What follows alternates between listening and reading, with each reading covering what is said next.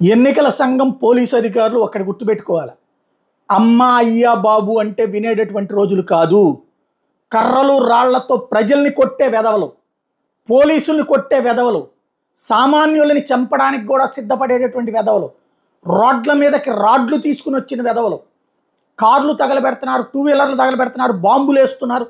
అరే చుట్టూ సమాజంలో మనమే ఉన్నాం, మన వాళ్ళే ఉన్నారు, మన పిల్లలే ఉన్నారు అన్నటువంటి ఆలోచన కాకుండా, మన బంధువులే ఉంటారన్నటువంటి ఆలోచన కాకుండా రాక్షసుల్లాగా జంతువుల్లాగా మీద పడుతున్నటువంటి దరిద్రులు, ఇట్లాంటి దరిద్రుల కారణంగా జరిగేటటువంటిది ప్రజాస్వామ్యానికి ప్రమాదం.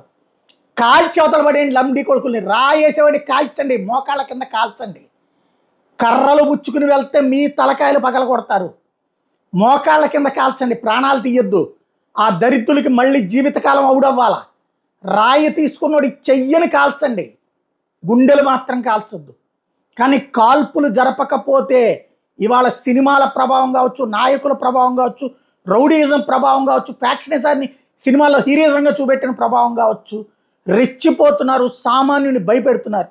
పవిత్ర పుణ్యక్షేత్రం తిరుపతిలో ఏంటి, ధర్మవరం దగ్గర ఏంటి, లేకపోతే తాజాగా జరుగుతున్నటువంటి ఘర్షణలు ఏంటి, ఈ పల్నాడులో జరుగుతున్నటువంటి ఘర్షణలు ఏంటి, ఈ ఘర్షణల ప్రతి ఒక్కటి కూడా అహంకారం మితిమీరిపోయినటువంటి నాయకుల మాటల్ని విన్నటువంటి దరిద్రులైనటువంటి వెధవలు చేస్తున్నటువంటి అరాచకం.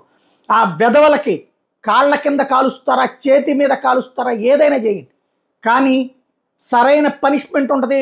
చస్తామన్న భయం కల్పించాలి. ఆ భయం లేకపోతే ఎట్లాగే రెచ్చిపోతారు.